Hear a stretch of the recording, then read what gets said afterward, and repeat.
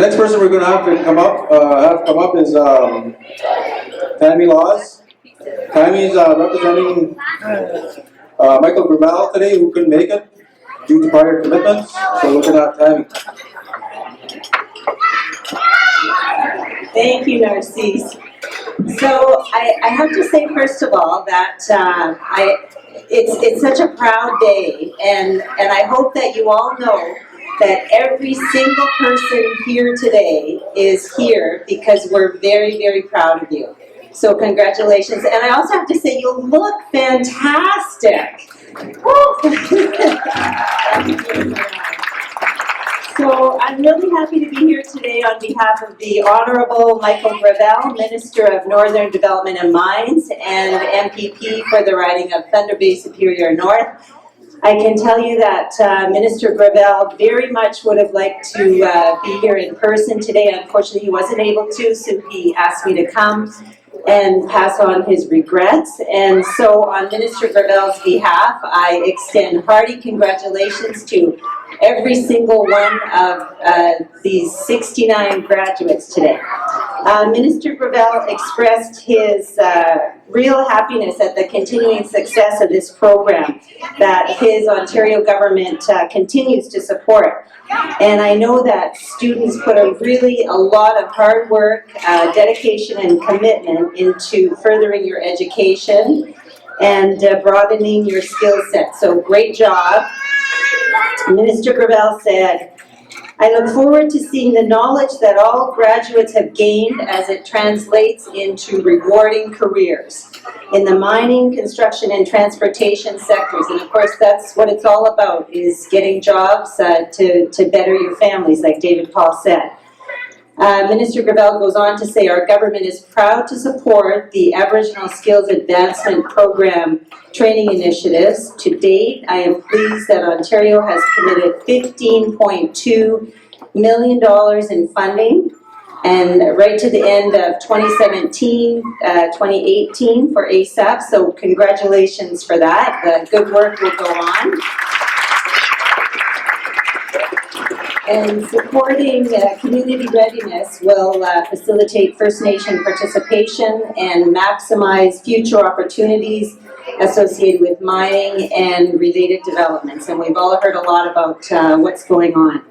So once again, I'm really pleased to extend my sincere congratulations to all of the graduates here today, and my very best wishes to all of your families and chiefs, elders, community members on Minister Gravel's behalf. Thank you so much, Miigwech. Congratulations.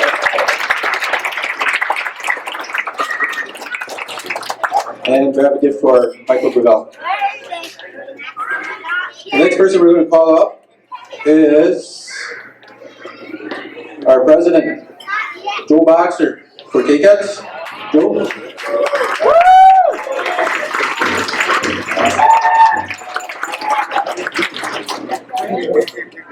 Miigwech, I have to bring my notes up, not like these 30-year veterans here. I only got 30 days in office.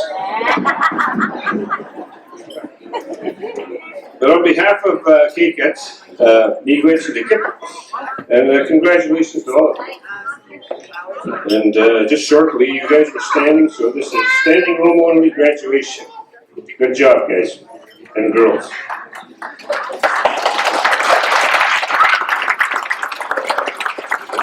And you were here because you set a bar for yourselves. Okay, because there's a story way back in the 60s. There was a guy named Richard Fosbury. He was a 16-year-old. He had a dream of going to the Olympics. And back then there was a barrel roll technique where he jumped over the bar. But he couldn't do it because it was too hard for him, so he designed his own technique. And in 1968, when he went to the Olympics, he broke the world record. And that's setting a bar. And you guys, right now, you have a choice to go into the working world. You can either go to college, go to university, and you don't have to set other bars now. And which is good, because you've got past this point. And that's right on. Congratulate yourselves again. And look around you, your classmates, your parents, your friends that support you. Okay? If you don't have those, if you don't have that, it's tough. So I'm getting emotional here, so I'm going to walk out pretty soon, keep it short. Now, once again, on behalf of the KKETS Board of Directors, the hardworking Director Morris Wapus, who's not here, and his staff, and also Gito Makana Manana, the chiefs of Matawa First Nations, we thank you very much.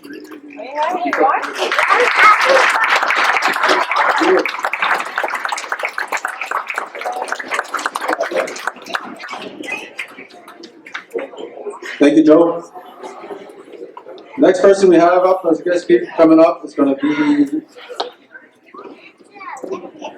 Karen's going to be talking on behalf of Morris, and then Morris sends his condolences, his regrets.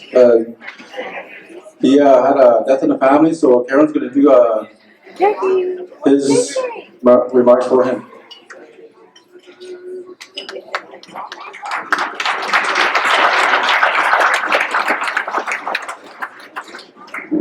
Good afternoon, everyone.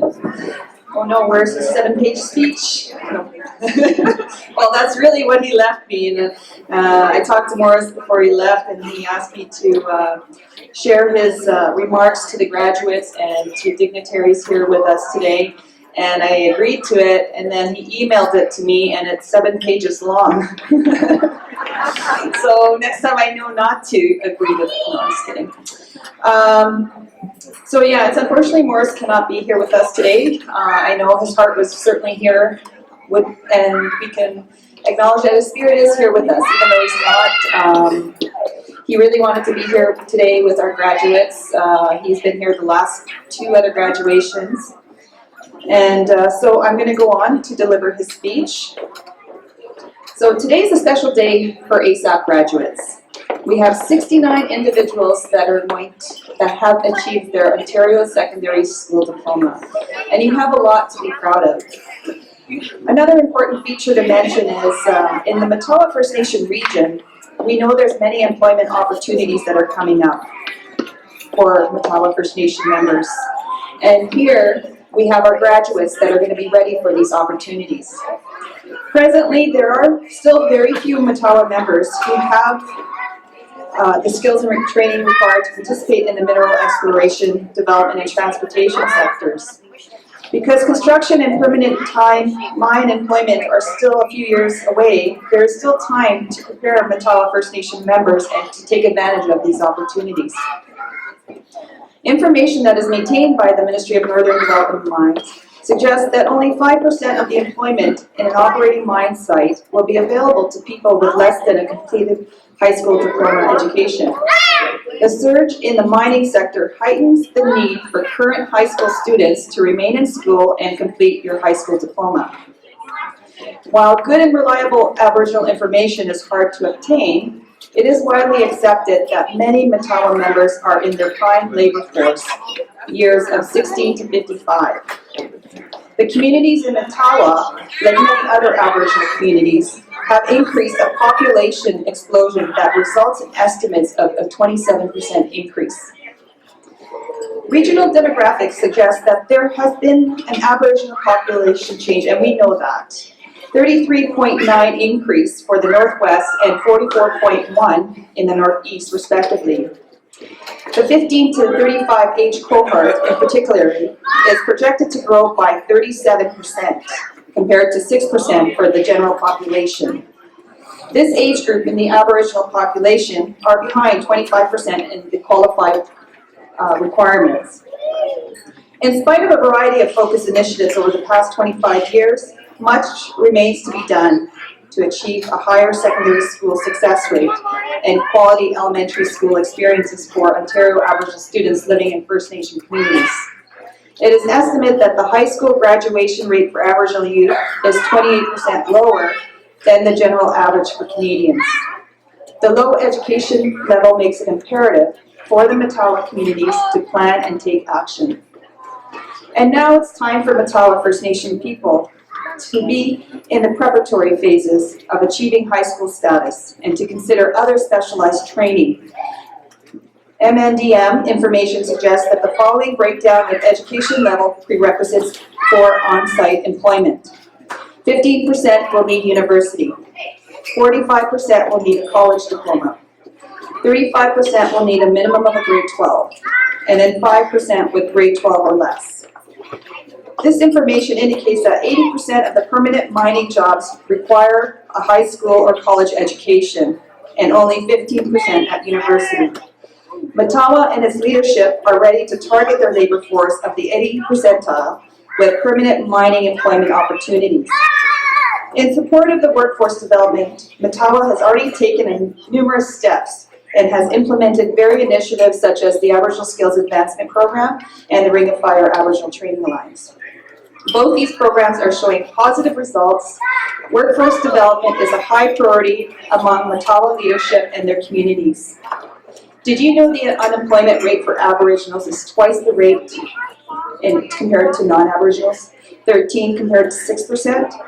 Did you know that 35% of status First Nations in the working population has less than high school, which increases 10% in the remote areas? Labor market census says Aboriginals in the working age 25 to 64 years has increased by 21% in the last census. However, our employment rate has remained the same. That is why it's important to develop culturally and socially appropriate Aboriginal programs such as the Aboriginal Skills Advancement Program and the Ring of Fire Aboriginal Training Alliance. Just to give you some history on ASAP, it originated back in 2012 when MTCU, Agriculture Universities, provided KKETS the opportunity for Matawa First Nations to get their high school diploma. And when we started as our first pilot, 62 individuals were successful in getting their diploma. As a result of the successes and the demand for the program, KKETS submitted a renewal proposal, delivered the program back in 2014-15, where we saw 64 successes. And now we're in this current fiscal year of 2015/16, where we ASAP reached 527 applications, and we have 195 graduates to date. So we're celebrating 69 successful high school graduates today.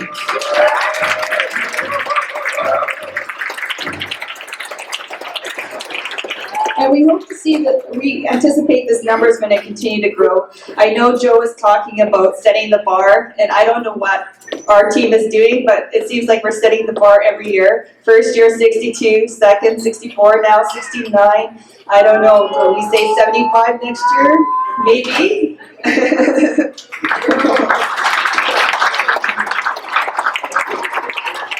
So certainly KKETS is in the position to look at that. It is our goal right now to educate 300 members through our 3-year multi-funding year agreement with MTCU. So we've actually just completed our first year where we have 69 graduates. We have 2 more years to fulfill under our 3-year agreement. And this unique program is so flexible. It accommodates to the learner's needs. We have a full wraparound team supports to help students transition to the urban living.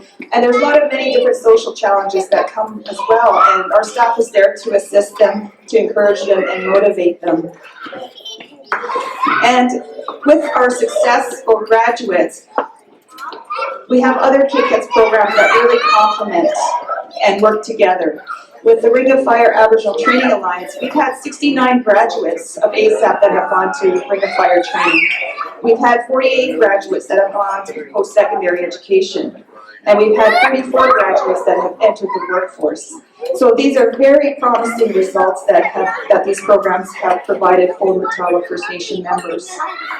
And it's very important to note that these results wouldn't be achieved without everyone's contribution. And it's important to acknowledge the people involved in making our program success. The Matawa Chiefs and the KKETS Board of Directors for their support and direction. John D. Frechette and his supporting staff back in 2012 of providing KKETS this initial opportunity. And MTCU for the 3-year multi-funding year agreement, 2015 to 2018, and the other staff involved, such as Tanya Paquette, Linda Hurt, and Elaine Bigway. Ministry of Community Social Services, Ontario Works, Paul Baldessaro, Darlene Pavolette, Pavletic, Laura Petura, Jennifer Lidley, to name a few names, for a partnership in supporting ASAP students to continue receiving their income supports while in ASAP, and the federal government for providing $7.4 million for training funds. Not to mention, not to forget Lakehead Education Center for the delivery of instructional services and its staff for accommodating to the learners' needs. KKETS staff, ASAP staff are providing the program and student supports, including our elder, Jerry Martin, who's been there since the pilot. MNDM, Gravel's office, Lori Churchill, Jennifer Henneberry for their support in what KKETS does. And we have many external partners such as the Confederation College, Leona, Roots to Harvest. There's so many others that have contributed and supported the KKETS program indirectly. And in closing, the demand for KKETS continues to grow and has reached over 1,000 applications for all its programs, where it is our goal to provide this continued educating and training opportunity to its memberships. With that being said, both ASAP and RFADA initiatives need to continue to meet the demands of the people and the labor market needs through continuing and sustainable long-term relationship with both the provincial and federal governments. Both programs achieve the outcome to prepare, to educate, and to train for employment. And if you are prepared, educated, trained, you will be ready for employment. In closing, we would like to congratulate all 69 graduate students who are graduating here with us today, and we wish you all the best and success in moving forward. Thank you. Now I could breathe.